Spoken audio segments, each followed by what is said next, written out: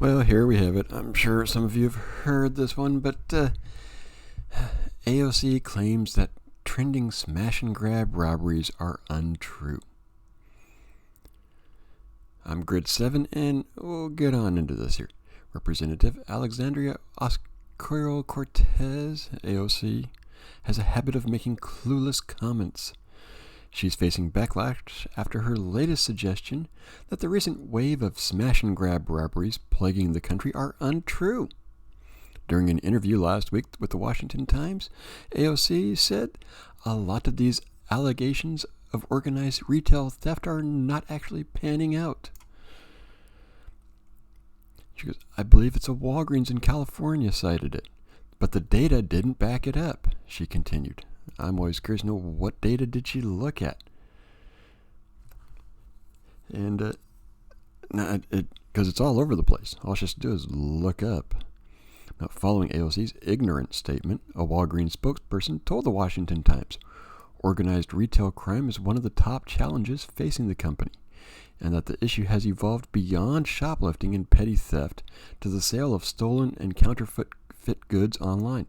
So, if you are basically doing stuff online, buying stuff, you're helping aid this, really. Now, theft at San Francisco Walgreens locations has spiked, the company said. As a result, they have increased security spending in the city to 46 times what's the average Walgreens location.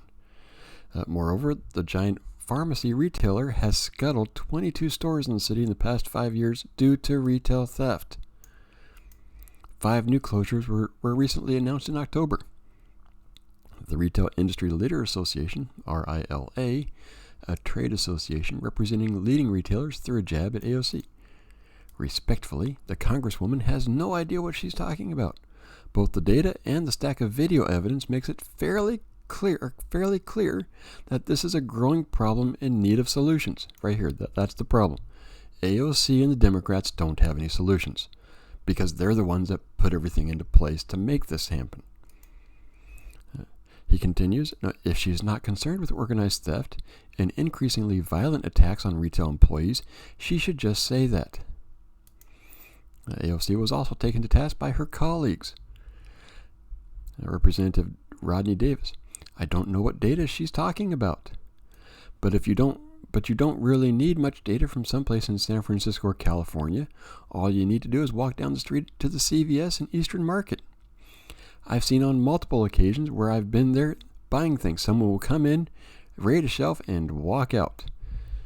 This is, to me, part of the whole entire defund the police stupid movement that Democrats pushed back in 2020.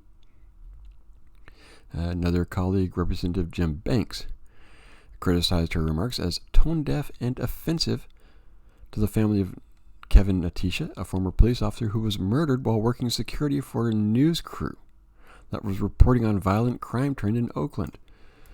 Think about the irony there.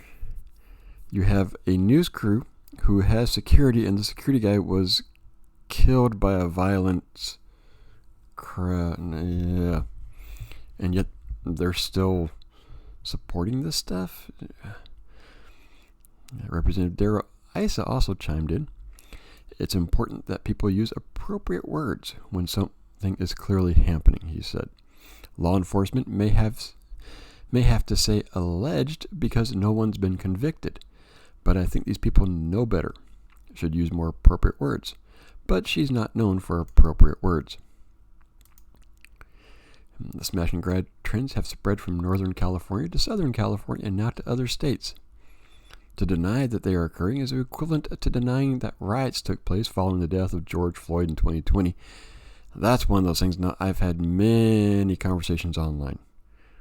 People do deny this, but yet they will say that the January 6th thing was a complete overthrow of the U.S. government. It's really the people we are facing in terms of intelligence. They don't have any. But we'll continue here. One such lawless crime wave that occurred at Nordstrom's in Wall Creek, California, was committed by about 80 thieves dressed in hoodies. while wearing masks and armed with crowbars and other weapons. It was a frightening scene for onlookers at a nearby restaurant. Brett Barrett, the manager of P.F. Chang's, said he locked all the doors to the restaurant as a large group of suspects swarms Nordstrom's. There was a mob of people. The police were flying in. It was like a scene out of a movie. It was insane. But yet these smash and grabs aren't happening, according to AOC. The data's not there. Police Chief Michael Moore of the Los Angeles Police Department confirmed on Thursday that 14 suspects were collared in connection to the 11 smash and grab robberies. Sadly, the chief also pointed out the impact of bail reform, as suspects taken into custody are out of custody either as a result of one juvenile or another as a result of bailing out of zero bail criteria. Again, that's all just stuff Democrats have done over the past 10 years or so that have led to this.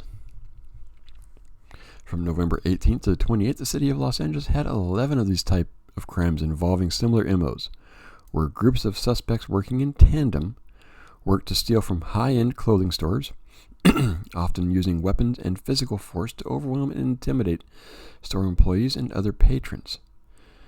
This is going to happen until we're going to get another Rittenhouse thing coming up because of this. And this is Democrats' fault.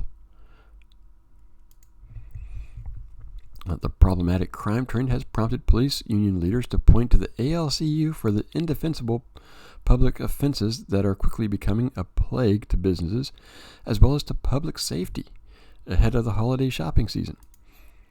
When society removes accountability for bad behavior, criminals get emboldened to commit more crimes, drug addicts thumb their noses at mandatory treatment, and vandalism and petty theft turned into rioting, looting, and murder.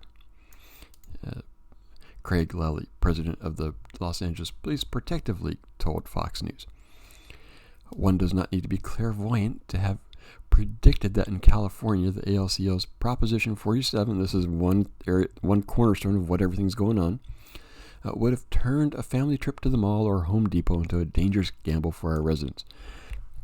Props 47 was that whole entire stupid thing where if you come in and you steal under, I think it's $950, the police don't do anything. They did it under the guise of it being, well, the police will be able to respond more effectively to other crimes, and that it won't actually increase crime. Well, they point to it didn't increase crime because the data isn't there, but you also have to remember they weren't reporting it anymore. This actually spiked, but you're not reporting it, so you don't see it. The LA Police Protective League is not alone in their assessment. There's a list of police unions that are also sponsoring a website called ALCU Watch, and it's dedicated to fighting for victims' rights, accountability for criminals, and exposing those that defend the indefensible. Joining the LAPPL are the following police associations: San Jose, San Francisco, Seattle, San Diego, Sacramento, and Las Vegas. The website launched last week. The voting public is frequently duped by major funding that is funneled into political campaigns that compromise public safety. Therefore, the website includes informative